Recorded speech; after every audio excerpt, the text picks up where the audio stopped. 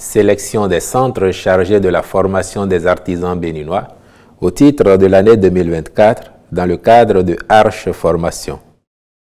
Pour rappel, le volet formation du projet Arche vise le renforcement des compétences professionnelles des acteurs, prioritairement des artisans.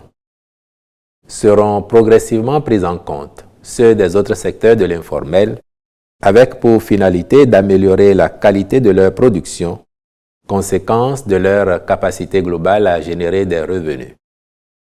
À cet effet, pour pallier la rareté et l'inadéquation des centres de formation, ainsi que l'insuffisance de formateurs qualifiés dans les domaines définis comme prioritaires, il a été procédé en 2023 à la préqualification de certains d'entre eux, ce qui a permis de former 1720 artisans.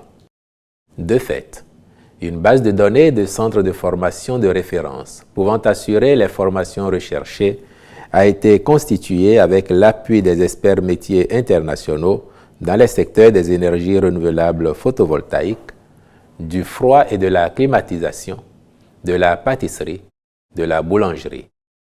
Il en est de même de la transformation agroalimentaire, de la plomberie, de la mécanique automobile et de la transformation de lait de vache en fromage. C'est donc de ce répertoire que proviennent les centres retenus pour les formations à dispenser cette année au profit de 2676 artisans. En point 2, contractualisation dans le cadre du projet de construction d'un centre de transfert de déchets solides ménagers à Kogbato, à Cotonou. Le dit centre est un sous-projet du programme d'assainissement pluvial de la ville, dont l'exécution nécessite la réalisation d'une mission complète d'avant-projet sommaire, d'avant-projet détaillé, d'élaboration du dossier d'appel d'offres, ainsi que du contrôle et de la supervision des travaux de sa construction, compte non tenu de la réalisation d'une étude d'impact environnemental et social.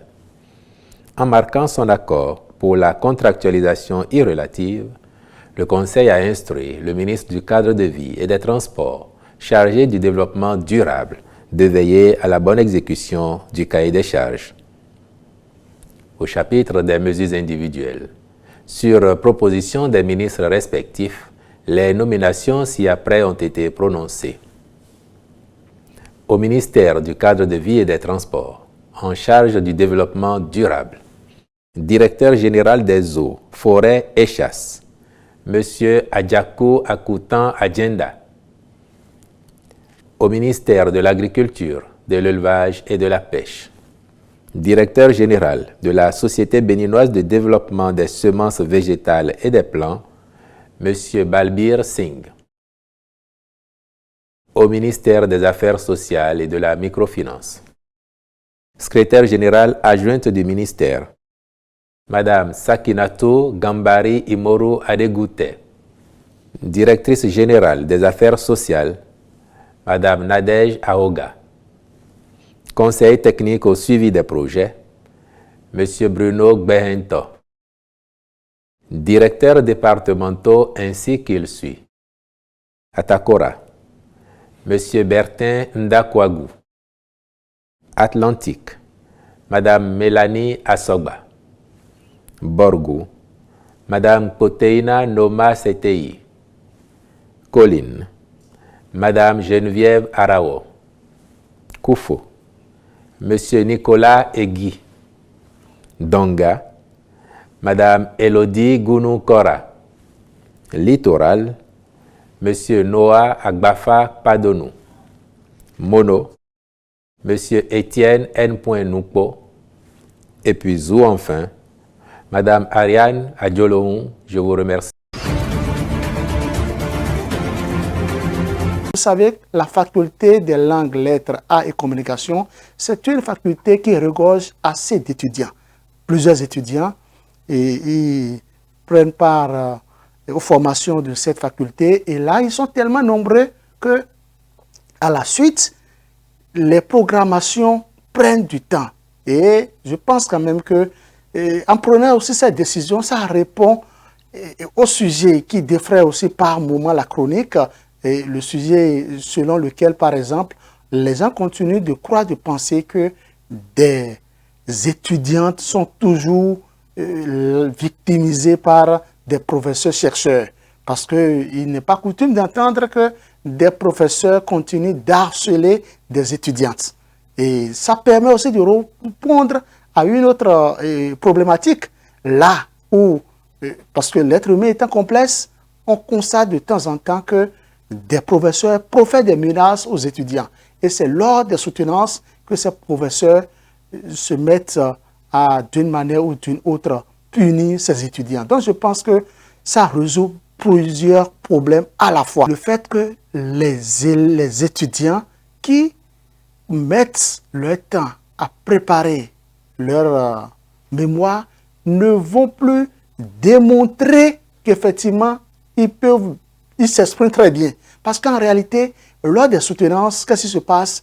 Les enseignants sont là pour évaluer la prise de parole des étudiants et juger, voir si l'étudiant ou l'étudiante a une très bonne posture en matière de prise oratoire. Donc, les techniques de prise oratoire ne seront plus évaluées. Et je pense quand même que ça fait un hic, mais quand on regarde, on pèse un peu, on voit quand même que c'est une bonne décision. Écoutez, quand vous allez à l'ENA aujourd'hui, il n'y a plus de soutenance à l'ENA depuis plusieurs années. C'est d'ailleurs la raison pour laquelle je disais que ce n'est pas, que cette décision, ce n'est pas seulement à la FLAC que ça a commencé. Ça a commencé à la FAGESP, à la Faculté des droits et sciences politiques. Et par la suite, c'est l'ENA. Les ENAC aujourd'hui ne soutiennent plus leur mémoire. Ah non, il n'y a plus de soutenance au niveau de nos universités et au niveau de la faculté ENA. Donc je pense que ce n'est pas quelque chose de nouveau à la FLAC. Et moi, j'encourage ça. Je pense qu'on peut l'étendre dans d'autres facultés. Il faut souligner que dans les universités privées, qu'est-ce qui se passe? Et dans d'autres universités publiques aussi, c'est que ce que l'étudiant dépense, ce que les parents de l'étudiant dépensent pour une soutenance, c'est beaucoup d'argent. On vous parle d'abord des frais de soutenance qui s'élèvent par moment à 100 000, 150 000. Ce n'est pas peu. Des orphelins qui sont à l'université d'Abomey-Calavi, qui sont dans cette entité par exemple, qui ne vont plus cogiter pour dire qu'ils vont trouver 100 000 francs ou 150 000 francs pour frais de mémoire. Je pense que c'est une très bonne chose pour ces étudiants. Donc je pense quand même que l'heure a sonné pour que presque toutes les entités se mettent au pas, oublient ce qu'on appelle soutenance et priorisent par exemple la formule trouvée par le responsable de la FLAC qu'on appelle rédaction de rapport de recherche de 15 pages. Parce que quand on vous parle d'un rapport de recherche de 15 pages, c'est que c'est avec précision que vous allez rédiger votre rapport. Vous n'êtes pas là pour vous défendre ce que vous avez écrit, donc vous devez écrire avec précision et de façon concise. La question relative au président Gbagbo. Alors, le président Gbagbo n'est pas inscrit sur la liste électorale. À quand son inscription sur la liste électorale? Bon, je suis toujours embêté parce qu'on personnalise un peu ce débat. C'est vrai que le président Gbagbo n'est pas n'importe qui, mais ils sont bien nombreux, les Ivoiriens, à la suite de la déchéance de leurs droits civils et politiques qui ne sont pas inscrits sur la liste électorale. Vous savez, ce n'est pas moi, c'est vous qui avez dit à l'article 6, 5 et 6, non, 3 plutôt, que pour s'inscrire sur la liste électorale, il faut 4 conditions. Être ivoirien, avoir 18 ans, juge de ses droits civils et politiques et s'inscrire sur la liste électorale. C'est seule la satisfaction de ces 4 conditions qui vous confère la qualité d'électeur, qui est la carte qui vous autorise à participer aux élections. Ce n'est pas de mon cru, c'est de vous. Il se trouve qu'à l'occasion de la révision de la liste électorale, nous écrivons à la justice. donnez-nous la liste de toutes les personnes qui sont déchues de leurs droits civils et politiques. Le président Gbagbo, comme tous les autres, se trouvait sur cette liste. La commission électorale a tiré les conséquences. C'est vrai. Il semblerait qu'en politique, il faut jouer au billard. C'est-à-dire, la balle qu'on tape n'est pas celle qu'on veut, c'est celle qu'on tape va taper, c'est celle-là qu'on veut. C'est vrai que vous voulez passer par la commission électorale indépendante pour porter haut votre revendication.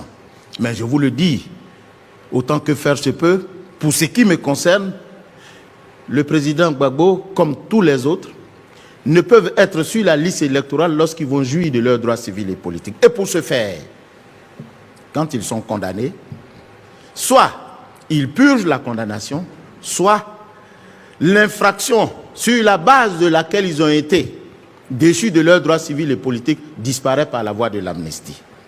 Il se trouve, professeur, que vous aviez dit tout à l'heure, qu'il y a une ordonnance de 2018 qui amnistiait le président Gbagbo. Alors, je vais vous lire cette disposition afin que nul n'en ignore. Bénéficient d'une amnistie les personnes poursuivies ou condamnées pour des infractions en lien avec la crise post-électorale de 2010 ou des infractions contre la sûreté de l'État commises après le 21 mai 2011 à l'exclusion des personnes en procès devant une juridiction pénale internationale ainsi que les militaires et les membres de groupes armés. En 2018, pendant que cette loi était prise, cette ordonnance était prise, le président Gbagbo était devant la juridiction internationale. Mais toute chose dite, il faut retenir qu'il ne ressortit pas à la commission électorale indépendante de statuer sur l'état d'un citoyen. Si le ministère de la Justice constate que le président Gbagbo ne mérite plus d'être sur la liste des personnes déchues, le ministère va saisir la commission électorale indépendante et nous allons aviser. On aura failli lorsque sur cette liste, il y a des personnes qui n'y figurent pas et que par notre propre mouvement, on les a radiées par notre fait.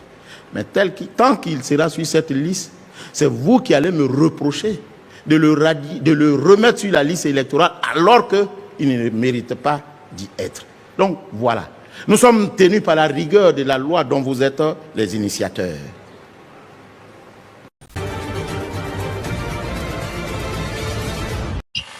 Le représentant spécial des Nations Unies pour le Soudan du Sud, Nicolas Haysom, a tenu son premier point de presse mercredi pour exhorter les dirigeants de ce pays à aller aux élections.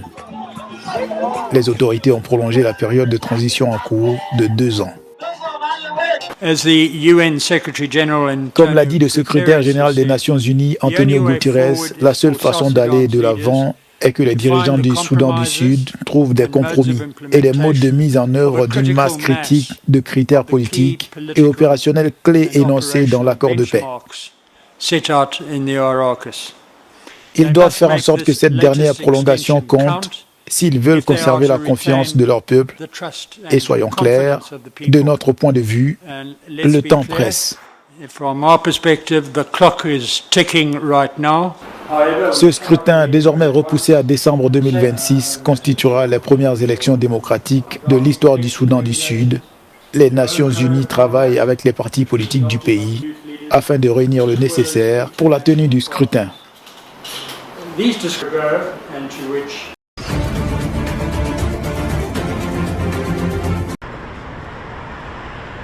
Les Kenyans réagissent après l'approbation par le Parlement d'une motion de destitution du vice-président du pays mardi. Rigathi Gachagua est accusé d'avoir soutenu des manifestations antigouvernementales en juin.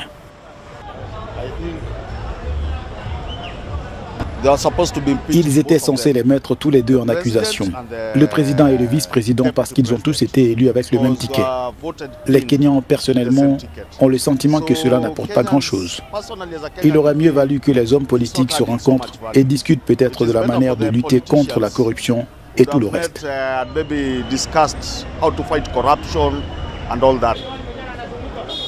Un peu plus tôt dans la journée, Rigathi Gachagua était devant des députés pour sa défense, face à plusieurs accusations. Les allégations contre le vice-président n'ont pas de fondement pour une destitution. Ce ne sont pas des jeux politiques parce que, si vous écoutez attentivement, il y a beaucoup d'hommes politiques qui ont commis des erreurs plus graves que celles du vice-président. La motion a été approuvée par 281 voix contre 44 en faveur de la destitution, soit bien plus que les 117 voix requises par la Constitution. Mais des craintes existent. En tant que Kenyans, nous sommes consternés par la décision d'hier et nous voyons que le président est en train de jouer un rôle. À partir d'aujourd'hui et à l'avenir, le pays ne sera plus tranquille parce que certaines parties qui étaient attachées à cet homme, connues sous le nom de Rigathi Gachagua, vont avoir le sentiment d'avoir été mis à l'écart. La motion est à présent transmise à la Chambre haute du Parlement qui débattra de la question et procédera également à un vote.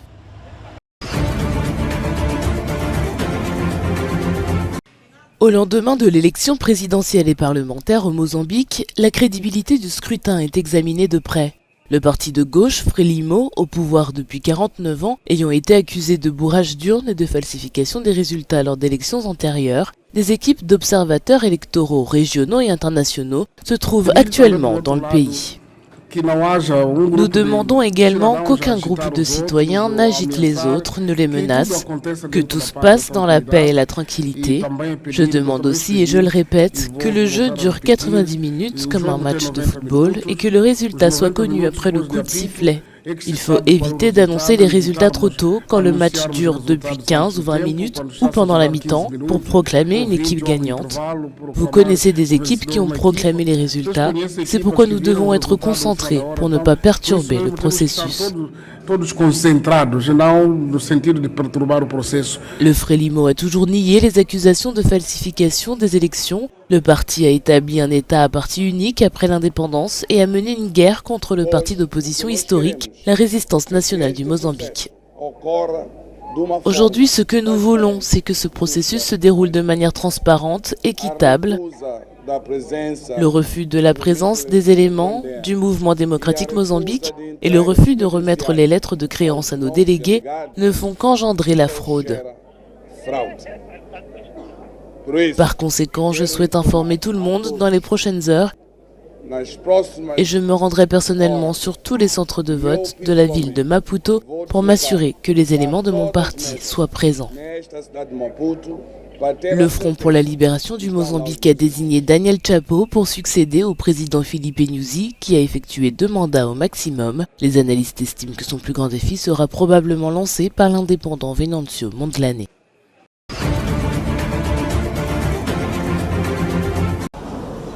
Haïti fait son deuil après les tueries de jeudi dernier où des gangs ont pris d'assaut la localité de Ponsondé faisant au moins 70 morts et des blessés. Des funérailles ont été célébrées mardi pour l'une des victimes. Jean-Louis Jeune Gracien, 41 ans, enterré lors d'une cérémonie sobre mais émouvante à laquelle ont assisté son fils de 14 ans, sa femme Ovenia Johannis ainsi que d'autres parents et amis. La résistance les a repoussés et ils ont quitté la zone. Mais quand nous sommes revenus ici, nous avons vu des corps partout. Un mort par ici, 2 morts de l'autre côté, des corps tout autour. Le souvenir du massacre est encore frais dans la mémoire de certains habitants qui accusent les autorités d'Haïti. Ces bandits sont venus se cacher dans l'usine et ont tiré sur les gens qui passaient. Mais c'est l'État qui est responsable. S'ils avaient envoyé des chars armés pour sécuriser la population, ils ne seraient pas morts comme ça.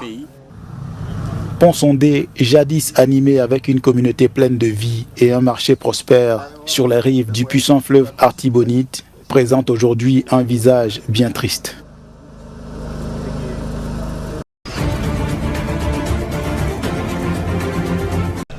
Le ministre jordanien des Affaires étrangères a souligné mardi que la priorité de son pays était de mettre fin à l'agression israélienne sur le Liban.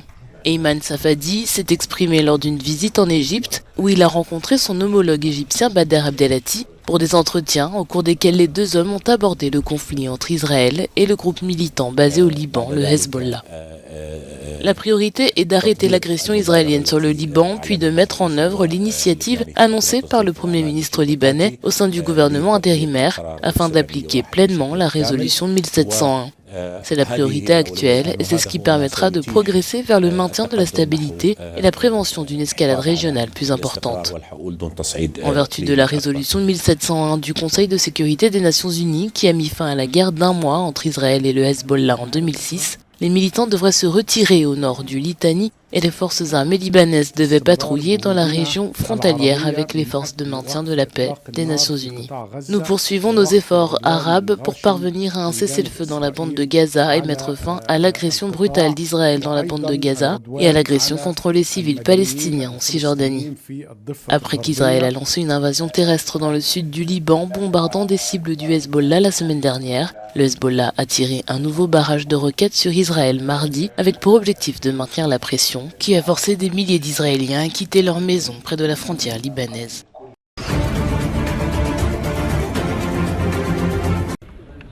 C'est une équipe plus forte que jamais qui se prépare à affronter le Togo. Dans le cadre des matchs de qualification pour la Coupe d'Afrique des Nations 2025, les Fennecs d'Algérie seront face aux éperviers du Togo. Au cours de leur histoire, les deux sélections se sont affrontées à 7 reprises. On va prendre le match un par un. C'est vrai que c'est contre la même équipe. Donc on va préparer le match de jeudi. Tranquillement, on va se préparer. Peut-être qu'ils vont changer du coup l'équipe avec la fatigue, etc. Donc on va d'abord aborder le match de jeudi, Inch'Allah, et après on verra le deuxième match.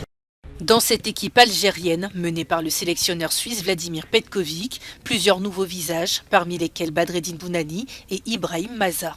Pour être honnête, je suis un peu nerveux. C'est la première fois que je me retrouve devant autant de caméras. Il y a beaucoup de monde, mais oui, je suis très heureux d'être ici. Double championne de la CAN en 90 et 2019, l'Algérie part grande favorite après 2 victoires d'affilée contre la Guinée équatoriale et le Libéria.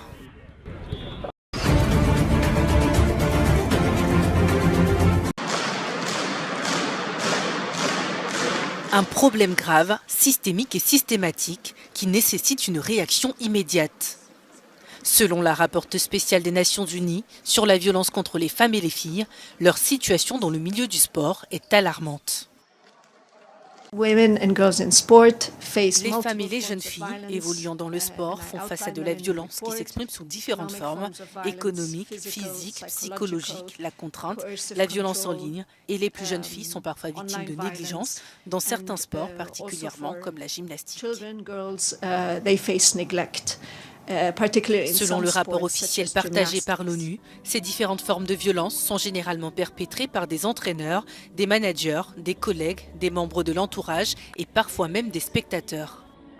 L'impunité favorise la culture du silence et de l'injustice, et cela est dû en partie au cadre réglementaire autonome des organisations sportives qui n'ont pas suffisamment intégré la notion de droits de l'homme dans leur travail et qui ont tendance à donner la priorité à la réputation et à la victoire plutôt qu'à la justice et à l'obligation de rendre des comptes aux victimes.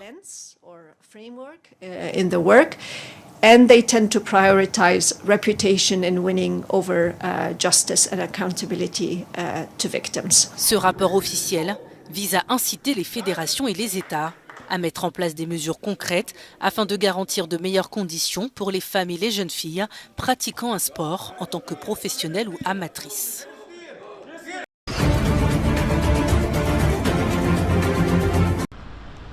Baalbek, Liban. Cette ville classée au patrimoine mondial de l'UNESCO depuis 1984 abrite des sites historiques et emblématiques, dont le temple de Jupiter, désormais en ruine, conséquence de la guerre entre Israël et le Hezbollah en plein cœur de ce petit pays méditerranéen. Autrefois, avant la guerre, c'était plein tous les jours, surtout le samedi et le dimanche. Baalbek était pleine. Baalbek est la ville de la pâte, de la viande.